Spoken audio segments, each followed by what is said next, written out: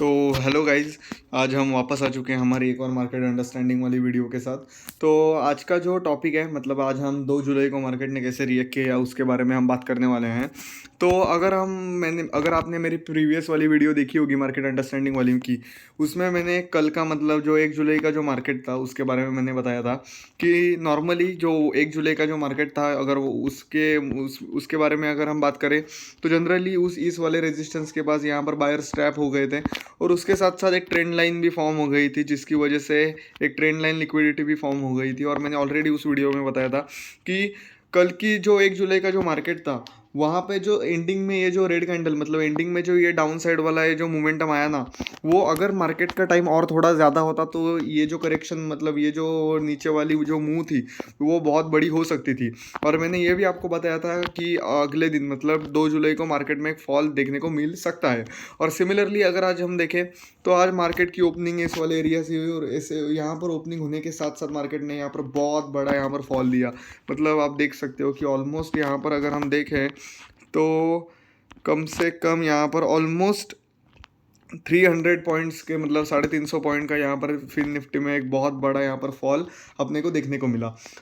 अगर हम यहाँ पर देखें तो फर्स्ट आवर में तो आज मार्केट में बहुत बड़ा यहाँ पर फॉल हुआ। तो मुझे पता था कि भाई इतना बड़ा फॉल होने के बाद 90% चांसेस है कि मार्केट अब यहाँ पर बायर्स को या फिर सेलर्स को किसी को तो ट्रैप करेगा, क्योंकि इतनी बड़ी ऑर्डर एग्जीक्यूट होने के बाद फिर से अगर बड़े बड़े इंस्टीट्यूट्स को ऑर्डर एग्जीक्यूट करनी है तो फिर से मार्केट साइकोलॉजी का यूज़ करके वो ट्रैप कर सकते हैं। तो इसी वजह से मैं वेट कर रहा था। और जैसे ही मार्केट ने इस वाले सपोर्ट एरिया पे यहाँ पे टैप किया, तो मैंने ऑलरेडी आपको मार्केट साइकोलॉजी की वीडियो में बताया कि एक बार मार्केट सपोर्ट के एरिया पे आ गया तो 2 ही प्रकार से मार्केट सपोर्ट एरिया पे ट्रैप कर सकता है। एक तो ब्रेकआउट करके सेलर्स को, या फिर अपने जो सपोर्ट एरिया होता है वहाँ पर कंसोलिडेशन या फिर एक ग्रीन कैंडल फॉर्म करके बायर्स को ट्रैप करके मार्केट फिर से सेल साइड जा सकता है। तो यहाँ पर अगर हम देखें तो यहाँ पर क्या हुआ, यहाँ पर जैसे ही मार्केट ने टैप किया तो उसके बाद एक रेड कैंडल फॉर्म हो गई। तो मुझे तो श्योरिटी थी कि भाई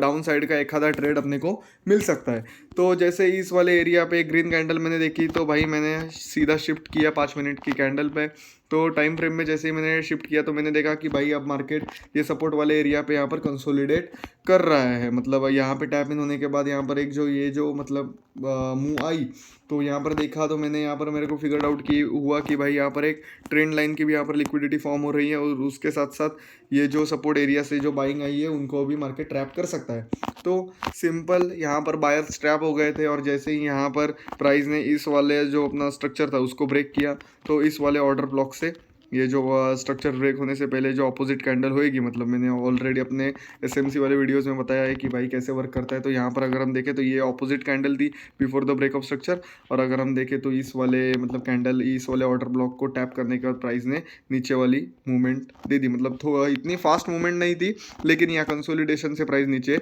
चला गया और ऑलमोस्ट 50% वाला टारगेट जो था वो हमको अचीव करने में ईजी पड़ गया। और 50 पॉइंट्स जो होते हैं वो फिन निफ्टी में इनफ होती है। तो ओवरऑल अगर हम देखें तो आज के मार्केट में हमेशा की तरह फिर से एक बार बायर स्ट्रैप हो गए। यानी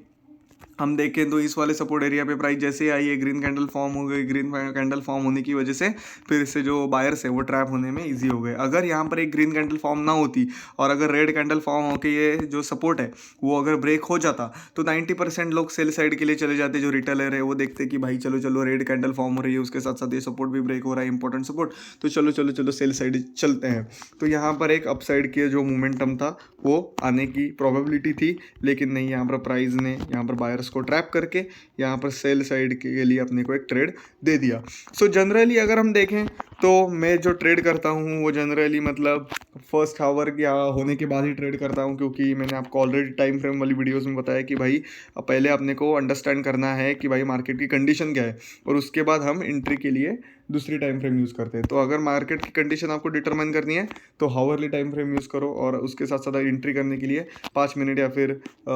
3 मिनट इतनी टाइम फ्रेम इनफ है। ओवरऑल अगर हम देखें तो कल के लिए मेरा प्रिडिक्शन ये है कि अगर कल प्राइस ने ये जो सपोर्ट है ये अगर ब्रेक कर दिया, मतलब अब गैप अप और गैप डाउन कैसे होएगा वो अभी तो मैं बता नहीं सकता, क्योंकि ग्लोबल मार्केट पे भी डिपेंड होता है। लेकिन अगर हम हमेशा की तरह अपनी साइकोलॉजी को यूज़ करें, लाइक इंपॉर्टेंट सपोर्ट और रेजिस्टेंस ड्रॉ करने के बाद मार्केट रेजिस्टेंस या फिर सपोर्ट पे कैसे वर्क कर रहा है, लाइक अगर रेजिस्टेंस ब्रेक किया तो इसका मतलब क्या, लोग बाय साइड जाएंगे तो हम क्या करेंगे, सेल साइड के लिए ऑर्डर प्लेस करेंगे। अगर प्राइस रेजिस्टेंस के पास आने के बाद कंसोलिडेट कर रहा है, मतलब रेजिस्टेंस के पास अगर हावरली टाइम फ्रेम पे अगर रेड कैंडल फॉर्म हो रही है, तो इसका मतलब क्या, लोगों को इनवाइट किया जा रहा है सेल साइड के लिए आने के लिए, तो इसका मतलब हम बाय साइड के लिए ट्रेड कर सकते हैं। सिमिलरली अगर हम सपोर्ट के बारे में बात करें, तो अगर सपोर्ट ब्रेक हो गया तो मोस्टली लोग सेल साइड जाएंगे, तो हम बाय साइड चले जाएंगे। और अगर प्राइस ने सपोर्ट पे आने के बाद कंसोलिडेशन स्टार्ट किया, ग्रीन कैंडल फॉर्म होना स्टार्ट हो गई सपोर्ट एरिया पे, तो इसका मतलब प्राइस बायर्स को इनवाइट कर रहा है,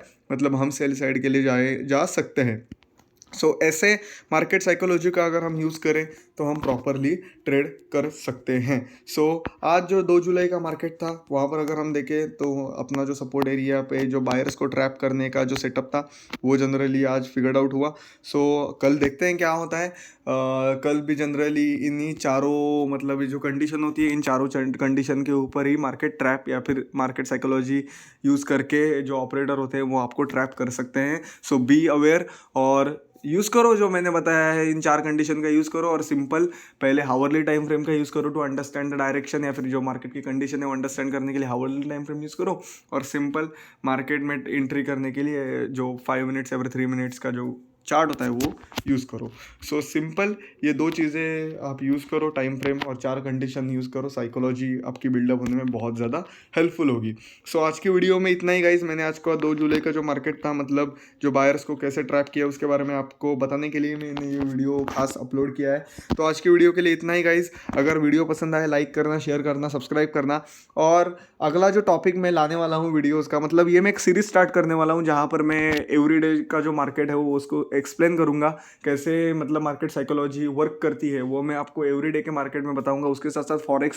फॉरेक्स में भी मैं कैसे ट्रेड करता हूँ, एसएमसी का यूज़ कैसे करता हूँ, उसके बारे में भी मैं डेली वीडियोज़ या फिर शॉर्ट्स डालने का ट्राई करूँगा। और जो अगला मैं वीडियो डालने वाला हूँ यूट्यूब पे, तो वो मार्केट के फेजेस, मतलब different type of market phases कैसे वर्क करते हैं, मतलब different type of market phases क्या होता है, उसके बारे में भी मैं जल्दी एक वीडियो डालने वाला हूँ। Stay tune. और वीडियो पसंद आए तो लाइक करना, शेयर करना, सब्सक्राइब करना, ज़्यादा से ज़्यादा शेयर करना, जिससे लोगों की भी जो साइकोलॉजी है वो इम्प्रूव होने में मदद हो जाए। Thank you guys and have a great day.